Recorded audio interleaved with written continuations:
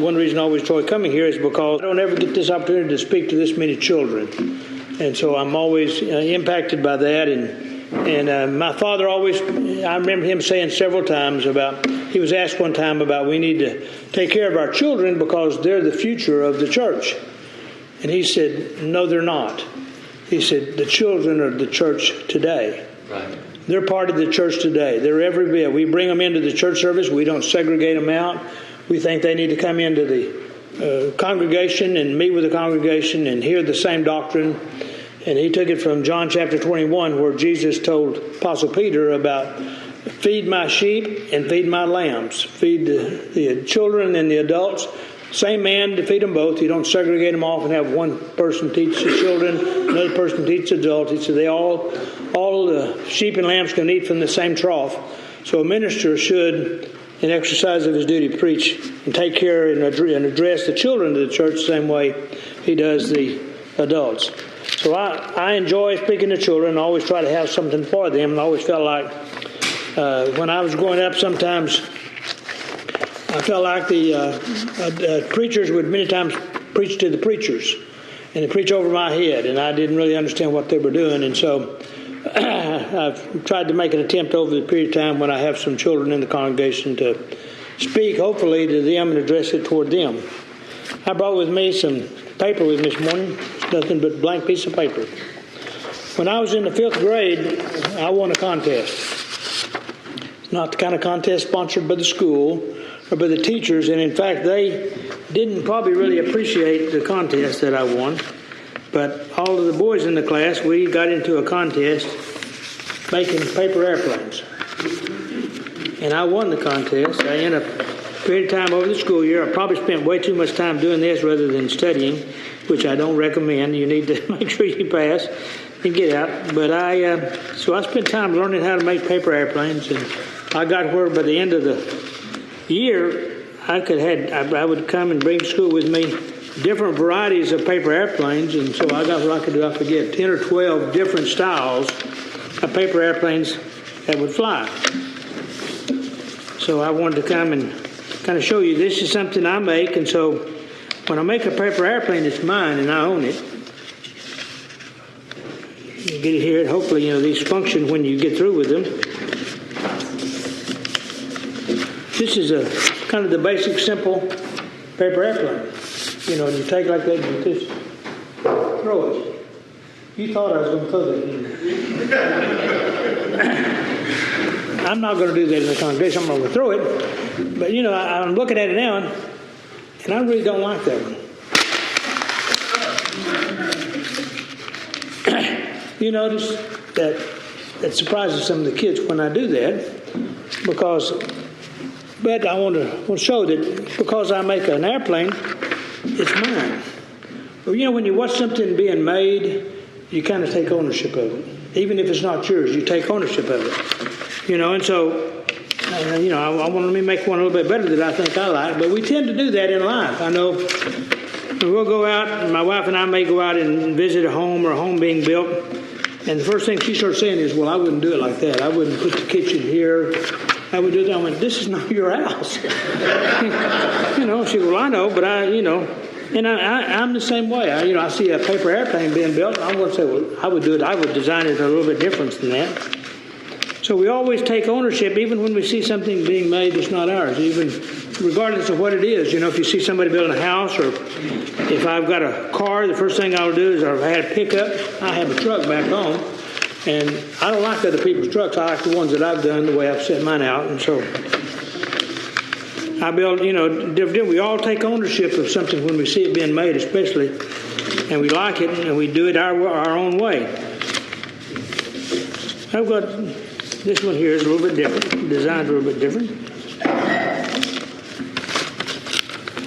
And you take ownership of it, and so I see some of the kids here ready to see that last one fly. They want to see that last one fly. This one will probably fly a little better, and we'll practice it maybe after church. But I made this, and so that's the reason I didn't like the first one. I didn't want to use it, and I'm the author of it. I'm the creator of it. I'm the artist of that first one, and so I didn't like it.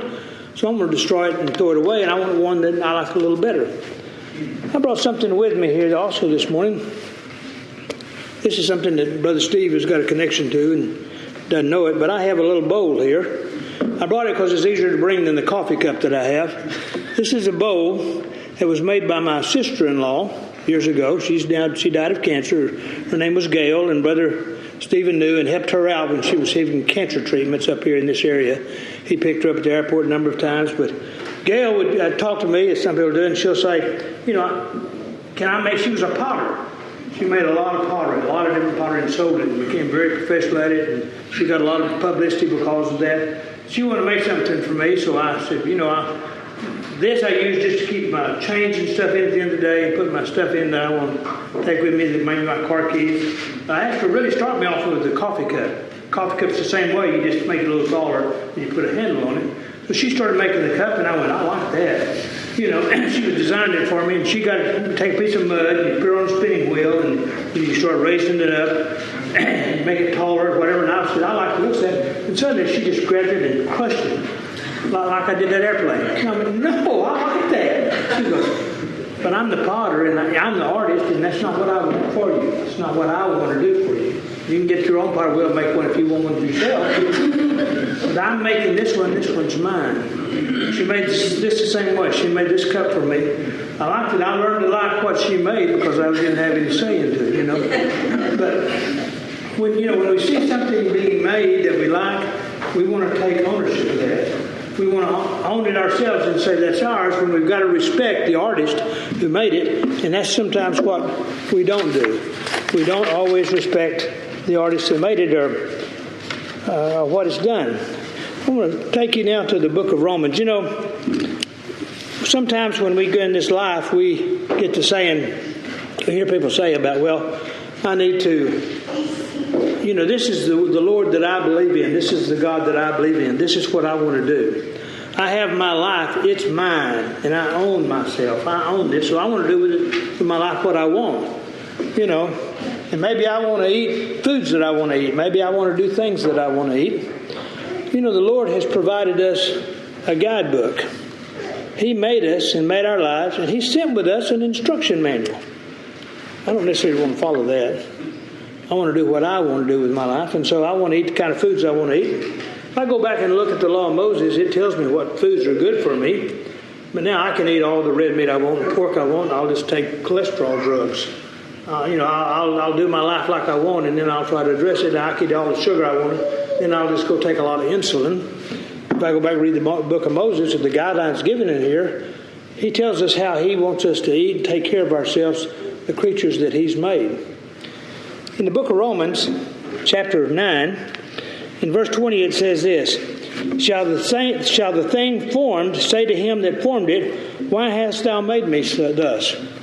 Lord, why have you made me like this? I want to change what I am. I want to change what I do. I want to change who I am and how I go about handling things. Shall the thing formed say to him that formed it, Why hast thou made me thus? Is this plane got a right to ask me, why have you formed me like this? No. I'm the maker. Did I have a right with the potter to tell her? No. She's the potter. She has the right to determine why she formed me. Verse 21, Hath not the potter power over the clay of the same lump to make one vessel unto honor and another vessel unto dishonor? The potter is the one that has the power to say, I don't like this, and crush it and throw it away and start over again and create one of honor and one of dishonor. They have that power. Sometimes we don't think that about the Lord. We don't necessarily like to do what He tells us, the instruction manual He sent home with us, and we say, I'll decide whether I want to accept the Lord. I may accept it. I may decide to accept Him and invite Him into my life. But this is me, and I'm in control of myself. You know what? You're not. The Lord owns you. You're His. He's the potter. We're the clay. Sometimes we don't do that because our ego is we want to take charge of our own lives. And the book tells us, no, He's the potter, and He's the potter, and we're the clay. He gives us a lot of leeway within that boundaries, but the basic rules He set in place. But He owns us. He's the ownership of us, and I want to point out to you today the various ways that He owns you. He owns you, and we have to, and that's our first understanding we have to go through in this life, is He owns us. Now, I still don't always follow His instructions like I should, but we need to understand He made us, He wrote the rules for us, and He owns us. And He has control. He has control especially over our final destiny. While we're here on earth, He gives us some leeway in the decisions we make and the things that we do. And sometimes I wish He would take more control of the decisions I make than what happens to me all the time. I make some bad decisions in my life when if I'd follow what the instructions of this book are, I'd make better decisions. But He owns us and He controls us. He's the potter and we're the clay. Let me give you, sometimes we hear people say, I want to give my life to Christ. You know what? He's already got it.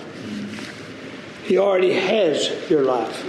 If you say, I want to give my life to Christ, He's already got it and He's already there. If you want to give your life to Christ, that means you're recognizing that He already got your life. There are several ways that He takes ownership of you. He can take ownership of you, and I hope we can prove some of them through the Bible here. Book of Psalms, I'm going to go through several scriptures here, but the book of Psalms, chapter 100, verse 3. Know ye that the Lord, He is God. It is He that hath made us. He hath made us, and we are not ourselves, and not we ourselves. We haven't made ourselves. He made us. We are His people and the sheep of His pasture. He made us.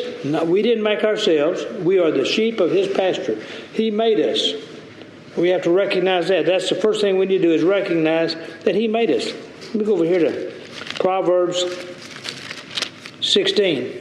Proverbs 16, verse 4. The Lord hath made all things for Himself, yea, even the wicked for the day of evil. The Lord made everything. Sometimes I'll ask the question to kids, about who's got the keys. Whoever has the keys is the one in control. Whoever's got the keys to the church, whoever's got the keys to the car, that's usually who has control. So I'll ask the kid, who's got the keys to heaven? Well, everybody will say, God does have the keys to heaven. Who's got the keys to hell? Well, Satan. No, he doesn't. The Lord doesn't have keys. Over in Revelation, He tells us He has the keys to hell and death. He has the keys to everything, to heaven, to hell, and to death. The Lord made things, even some things that are evil. The Lord has made all things for Himself, yea, even the wicked for the day of evil. He made everything we have. Go over in Genesis 1, chapter 1. In the beginning, God made the heavens and the earth. He made everything. If you want to own something, you make it. Paper airplanes. I went and bought the paper. I've got that. I made the planes. I made them myself. I made it. I own all the material. God made them because He owns all the materials. Where did He get the materials? Did He go down to 7-Eleven, or not 7-Eleven, the Home Depot or somewhere and buy the material? No, there were no materials. That's the one thing that confuses a lot of people who believe so strongly in science, and I'm a strong believer in science. But they say, it had to start somewhere. God made the materials so that then you had the materials to make the earth and make us. He made the earth. He made it. You read the first few parts of Genesis. He started. The earth was without form and was void, and then He made it. He made the waters and the soils, the continents, and then He took the dirt out of the continents and used it to make a man and woman with. Man from the soil and the woman from the man. We all came to the same thing, but the Lord made those. He made Adam out of the dirt, of the ground. But where did dirt come from? Well, the Lord made it too. He made everything. He made us from start to finish. He made us. He owns us because He made us. Let me go to, the other one would be Romans. Over in Romans, He made us because He's the potter that made us. He's the artist that created us and made us. So He owns us because the Bible is very clear. He made us. You also can own something because you buy it. If you go down to the store and you want something, you go down to the store, you decide you want to buy something, you save the money up, and you go and you may go buy a car. Once you get a car, once you get it paid for, You own it because you bought it. 1 Corinthians chapter 6, let me start with verse 17. Be he that is joined unto the Lord is one spirit. Flee fornication. Every sin that man doeth is without the body. But he that committeth fornication sinneth against his own body. What? Know ye not that your body is the temple of the Holy Spirit which is in you, which ye have of God, and ye are not your own? For you are bought with a price. Therefore glorify God in your body and your spirit, which are God's. Your body and your spirit are both God's. He owns us.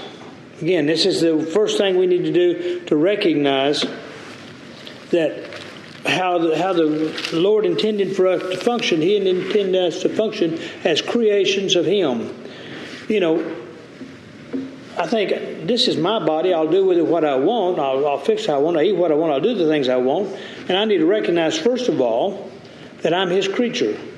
He created me, and He sent me home with an instruction manual.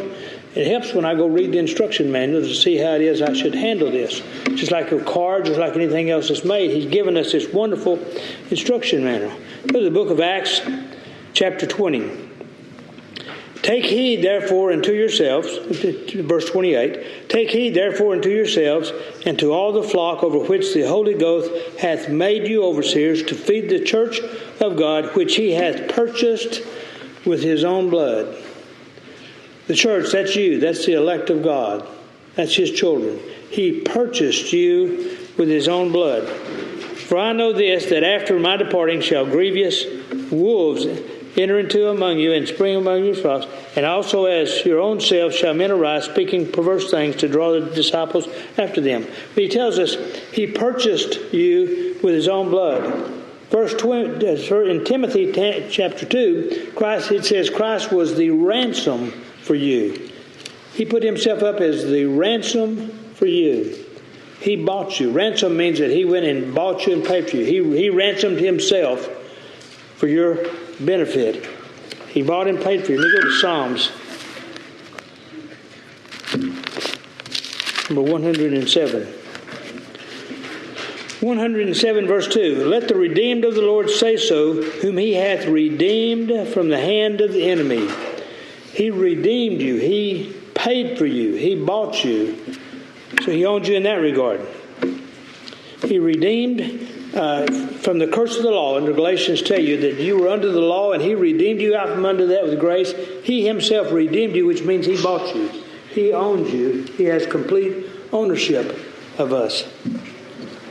1 Peter 1:18 says that you were redeemed by the precious blood of Christ. In that regard, number one, He owns you because He made you. He owns you because He paid for you. He bought you. He has paid for you with His own blood. You can also be redeemed. You can also be owned by Him if you are, I guess I'll call it a gift. If He got you by gift, you get something by gift. Christmas, we all hopefully get Christmas presents. And when someone gives you something, they give up that ownership and they give it to you. Christ has you because you're a gift. He was a gift to Him. You were a gift to Him. John chapter 10, chapter 10, verse 25. Jesus said, I told you, and you believe me not. The works that I do in my Father's name, they bear witness to me. But ye believe not, because you are not my sheep. As I said unto you, my sheep hear my voice, and I know them, and they follow me. I give unto them eternal life, and they shall never perish, neither shall any man pluck them out of my hand. My Father, which gave them me. Christ has you because the Lord gave you to Him. He got it because He has been giving it to Him by God. Back up a couple of chapters to John chapter 6. Christ says this, all that the Father giveth me shall come to me, and him that cometh to me I will in no wise cast out. The Lord who made you gave you to Christ. Christ is safekeeping, and He's done a good job of it. Safekeeping, caregiving, and He's the one that then He number one, the Lord made you. Christ has redeemed Himself, bought you with His precious blood. He says here that also you have been given to Him by the Lord. For I came down from heaven not to do mine own will, but the will of him that sent me. And this is the Father's will that hath sent me, that of all which he has given me, I should lose nothing. He said, I'm not going to lose a thing that's been given to me. So you have been given to him. You are a gift of his. I'm going to get one more over here in John chapter 17. And when he's praying in the Garden of Gethsemane, he says, and now, O Father, glorify me. That's not what first part of 17. Oh, okay. Verse 9. He says, I pray for them. I pray not for the world, but I pray for them which thou hast given me, for they are thine. He's praying to the Lord here, and he says, I'm praying, I'm taking care for all those that you gave to me. Again, you don't own yourselves because he's taken ownership because, number one, God made you. Christ redeemed you and paid for you, bought you with his own blood. And he has been given you by the Lord himself, so as it's been given to him a gift. None of this involves you. All these transactions we're talking about, with the transaction of creation, the transaction of purchase, the transaction of gift, you're not involved in any of these. This is either between God or God and Christ. And God made you the Creator, and he has given this to you, given you to Jesus Christ. But again, he don't own you. Also, we know under the law you can be owned because you may inherit something. All of you that if you're a child of somebody and they die and either have a will, or if your parents die without a will, you may inherit something. And once you inherit it, legally it's yours. You may inherit a house. That house title is turned over to you because you inherited it legally. Well, here in the book of Hebrews, it says, God, who at sundry times, Hebrews chapter 1, verse 1, God, who at sundry times and in diverse manners spake in the times past unto the fathers by the prophets, hath in these days spoken unto us by his Son. God spoke by his Son, whom he hath appointed heir of all things. Everything God created, he's made Christ his heir. He created you. So Christ also got you to be being heir. He purchased you with his own price. It was gifted to him by his Son. We believe in the three-in-one Godhead, the God and Father and the Holy Ghost. They're three in one. They manifest themselves in different ways. God the Father manifested himself by creating you. He was a creator. Christ came, and he's an heir now. He received you by inheritance. He was given to you by the Lord, and he purchased you with his own blood. So you can also, you're also his because he inherited you. Every possible way you can have ownership, Christ was given ownership of you. You can also do it another way in which, and I've been benefited this myself, is that you can be adopted by way of adoption. I have a child that my wife and I had children. The doctor had one child, and the doctors told us we didn't need to have any more. So we adopted a daughter from that. So I understand adoption, and that child became mine legally. Well, you can also own something by way of adoption. Ephesians chapter 1, verse 4. According as he has chosen us in him before the foundation of the world, that we should be holy without blame before him, having predestinated us unto the adoption of children by Jesus Christ to himself, according to the pleasure of his will. I willfully adopted my daughter. And it says Christ willfully adopted the children. You, his children. He adopted you. He became legally owner of you by virtue of adoptions. Book of Romans. Wrong direction for Romans.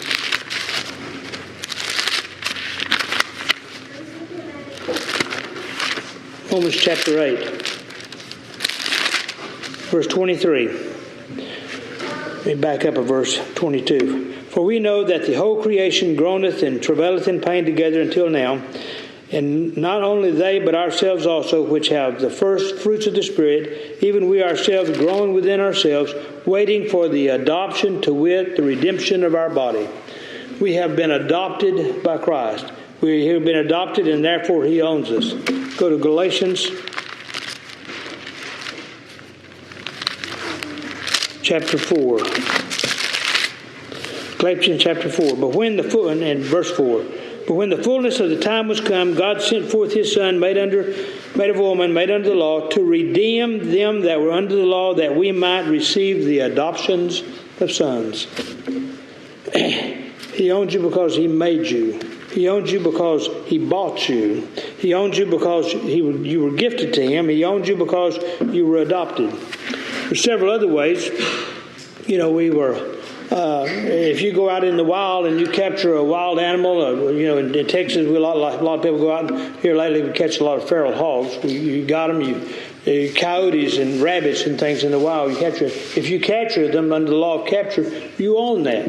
Well, he took us captive from the law of sin and death. He captured us by virtue of that. If you find something, if something is lost, and you find it. You remember the verse out of we sang Amazing Grace? I once was lost, but now I'm found. You were lost and He found you. So He owns you by that. Let me look at the law of capture over Ephesians. Ephesians chapter 4. This is under the capture. Let me back up. But unto every one of us is given grace according to the measure of the gift of Christ. Wherefore He said, when He hath ascended upon high, He led captivity captive and gave gifts unto men. He took you captive away from the captivity you were under of sin.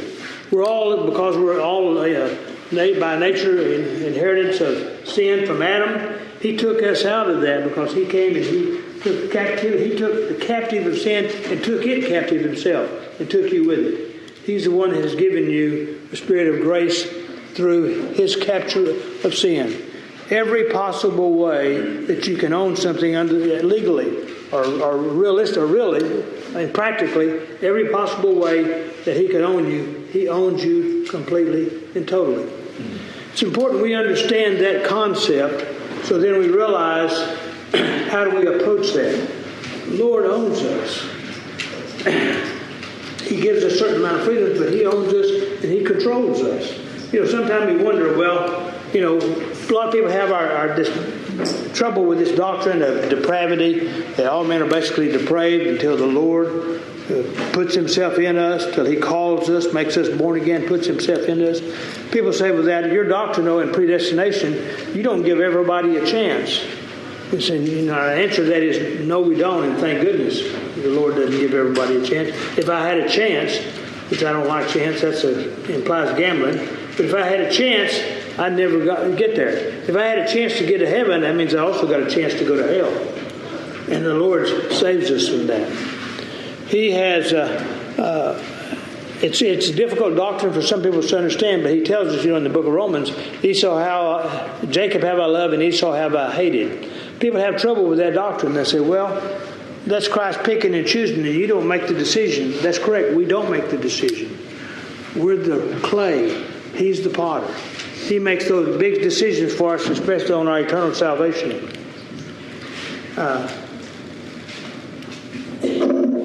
We have difficulty understanding this concept, and I said it's important that you understand this before then you understand the reality of our eternal salvation. Thank goodness it's in the hands of the Lord. He's taken it out of our hands. And if we learn, people say, well, how do you ever get to heaven then if it's going to be up to you and we have the doctrine of depravity? We get to heaven because of His love and His mercy, and we're told, people get that and they think, well, hell's going to be full and heaven won't have very many people in it at all. It's exactly the opposite. There's going to be more people in heaven than there are sands at the seashore and stars in the sky because of His love. Heaven's going to be huge. If you notice, every time it talks about the size of heaven in the Bible, it talks about a place so big you can't number everybody in it. You can't count them. Like trying to count the stars in heaven or the sand by the seashore. Go down to the seashore and try to count all the sand. You can't do it. That's how the comparison. When He gives us the comparison of how big hell is going to be, it's always a confined amount. It's a lake of fire. It's a controlled limit. You can see it's put a controls on it. When it talks about the size of heaven, the people in heaven, it's immeasurable. It's innumerable. It's not a worry we have to have. And that decision was made before the foundation of the world. If I don't know whose name's in the Lamb's Book of Life. We're not to be told that. But they give us some indicators. From my perspective, you're here in this church this morning. Something has brought you to this church this morning that tells me you're a child of God. Apostle Paul tells us we have the blessed assurance. That's where we get that song from that we sang this morning. Blessed assurance, Jesus is mine. You're singing that song, you understand that. It means I'm going to say your name's in the Lamb's Book of Life. That's Gospel by Richards. But he gives us, we do have those type of assurances that you're a child of God. If you're once you become a believer, one of the first things he said, well, you need to go accept Christ. If you believe, that's not a bad say to say, if you need to go accept Christ. What that means, though, is he's already accepted you. You wouldn't have that feeling if he hadn't already accepted you first. That's what we're talking about when we're talking about being called or born again. We have these preachers on TV that'll tell you, if you're not born again, you better go get yourself born again. That's not something you have. If you go read John 3, you'll see you have absolutely no control over that. He controls that completely and totally. So what I want to prove this morning, and may even involve the children a little bit, is that he is like the potter. He's like the maker of the artist that makes anything. He is in complete control of us. He owns us completely because of everything that he does for us, everything he's done for us since before the foundation of the world. I appreciate your kind attention, and my prayer is that the Lord will richly bless you. We'll work on these a little bit more after church is over.